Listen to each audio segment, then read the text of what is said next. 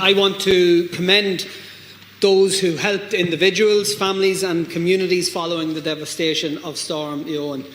Workers from the ESB, from Uisce Éireann, local authorities, phone companies, those local businesses who stood up to the mark to support their communities, those farmers who cleared roads, those communities that stood together, opened their halls, ensured that assistance was given where and when it was needed. In many respects, we saw the best of Ireland and the Irish people over the past 2 weeks. But a lot of lessons will have to be learned following the storm. Communities, particularly across the border and west in counties like Monaghan and Cavan, simply will not tolerate any repeat of the situation that we have experienced over recent times. The priority, once all services have been restored, must be to ensure that we have no repeat of this situation. There is real anger from some sections of our communities. The extent to which phone signal, electricity and water was lost was of course unprecedented, but the real issue is the length of time that people were left without those essential services. People feel let down and forgotten because many of the regions worst affected have never been a priority for government. If the areas worst affected were in Dún Laoghaire and Howth rather than Annamullen and Rafera, I have no doubt but this Dáil would have been sitting last week. As well as the homes, the prolonged outages in the aftermath of the storm have had a huge impact on businesses, on schools and other essential services. So lessons need to be learned. There needs to be better contingency plans for supporting people when something like this occurs. I want to commend all those community and volunteer groups, GA clubs and others who picked up the pieces, put in place facilities such as charging and showers and hot drinks. But as we face into more frequent and stronger storms due to climate change, we have to be better prepared.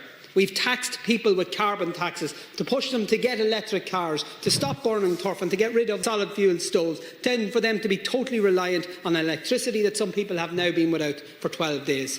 There needs to be significant investment and upkeep in our electricity transmission network. We need backup plans for essential services, and communications are crucial. The loss of mobile phone connectivity caused real difficulties, leaving many vulnerable people isolated.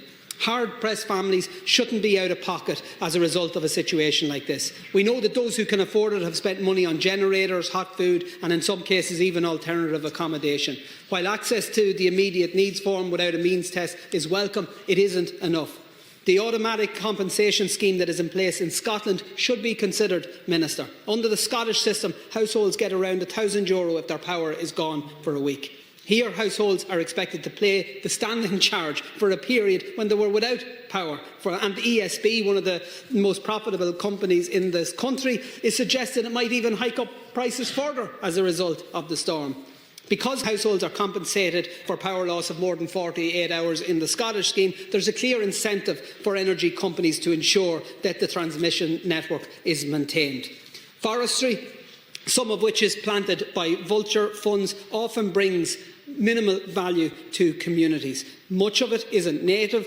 Logging trucks are taking a toll on local roads, and the only thing that some communities are saying they get from it is prolonged blackouts and power cuts. So the forestry sector must also be held to account to ensure that it isn't putting the electricity transmission network at risk. And the call by farmers for a scheme to remove trees affected by ash dieback disease was never heeded. We paid a heavy price for that, as many of the falling lines resulted from these trees. That scheme should be in place within a month, and I'm disappointed that the Forestry Minister didn't even mention it. The network has to be resilient. That means planning for the generation ahead and considering undergrounding lines when possible. And this should start obviously with new lines. The North South Interconnector, for example, should and must be undergrounded. We should never again have a situation where people are denied water because water treatment plants don't have standby generators. Those generators should be sourced and provided to every public and group water scheme right now. Generators should also be sourced for group homes, including for people with disabilities, for schools and other essential public buildings, especially in areas that are at most high risk of future blackouts. In my own constituency, Cancorla of Cavan Monaghan, hundreds of families are still today without power, and that's not acceptable. But the very least that they ask and the very least that they deserve is an assurance that it will never happen again.